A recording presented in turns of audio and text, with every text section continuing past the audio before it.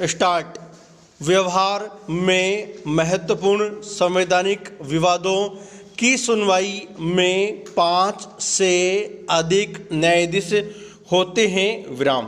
प्रारंभिक एकमेव क्षेत्राधिकार का आशय उन विवादों से है जिनकी सुनवाई केवल भारत के सर्वोच्च न्यायालय द्वारा ही की जा सकती है। विराम। अनुच्छेद 131 संघ तथा राज्यों या राज्यों के बीच विवादों के बीच का प्रारंभिक तथा एकमेव क्षेत्राधिकार सर्वोच्च न्यायालय को सौंपता है। विराम। सर्वोच्च न्यायालय के प्रारंभिक एकमेव क्षेत्राधिकार के अंतर्गत निम्न विषय आते हैं। Paragraph change. भारत सरकार तथा एक या एक से अधिक राज्यों के बीच विवाद। विराम। भारत सरकार संघ का कोई राज्य या राज्यों तथा एक या अधिक राज्यों के बीच विवाद।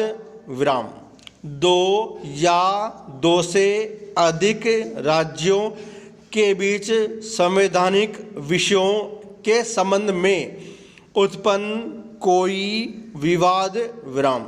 संविधान द्वारा प्रदत्त मौलिक अधिकारों को लागू करने के संबंध में सर्वोच्च न्यायालय के साथ साथ उच्च न्यायालय को भी अधिकार प्रदान किया गया है। विराम। अतः मौलिक अधिकारों के उल्लंघन से संबंधित विवाद पहले किसी राज्य के उच्च न्यायालय में अथवा सीधे सर्वोच्च न्यायालय में उपस्थित किए जा सकते हैं। विराम। सर्वोच्च न्यायालय के प्रारंभिक क्षेत्राधिकार के साथ साथ संविधान ने अपीलीय क्षेत्राधिकार भी प्रदान किया है और यह भारत का अंतिम अपीलीय न्यायालय है। विराम। उसे समस्त राज्यों के उच्च न्यायालयों के निर्णय के विरुद्ध अपील सुनने का अधिकार है। विराम।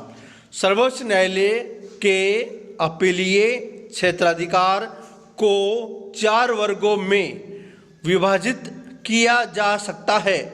संवैधानिक, दीवानी, फौजदारी तथा विशिष्ट।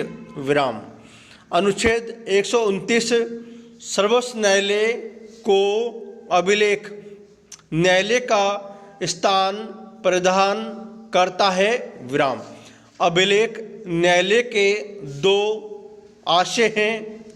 प्रथम, इस न्यायालय के निर्णय सब जगह साक्षी रूप में स्वीकार किए जाएंगे और इन्हें किसी भी न्यायालय में प्रस्तुत किए जाने पर उनकी प्रामाणिकता के विषय में प्रश्न नहीं उठाया जाएगा।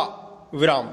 द्वितीय, इस न्यायालय के द्वारा न्यायालय की अवमानना के लिए किसी भी प्रकार का दंड दिया जा सकता है। विराम।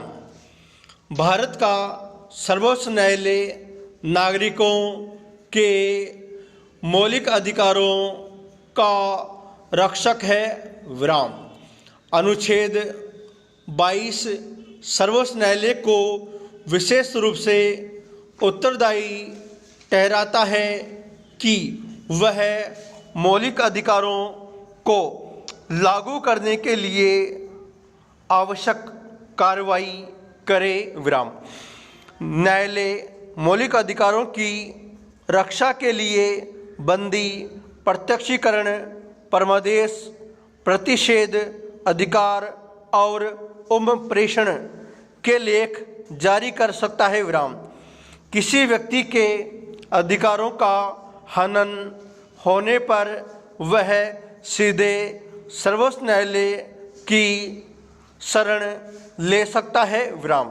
सर्वोच्च न्यायालय को न्यायिक क्षेत्र के प्रशासन का अधिकार प्राप्त है। विराम। संविधान के अनुच्छेद 146 के अनुसार न्यायालय को अपने कर्मचारियों की नियुक्ति तथा उनकी सेवा शर्तें निर्धारित करने का अधिकार प्राप्त है, लेकिन राष्ट्रपति आवश्यक समझे तो यह निर्देश दे सकता है। इस प्रकार की नियुक्तियां लोक सेवा आयोग के परामर्श के बाद की जाए। विराम। सर्वोच्च न्यायालय पूर्ण विराम।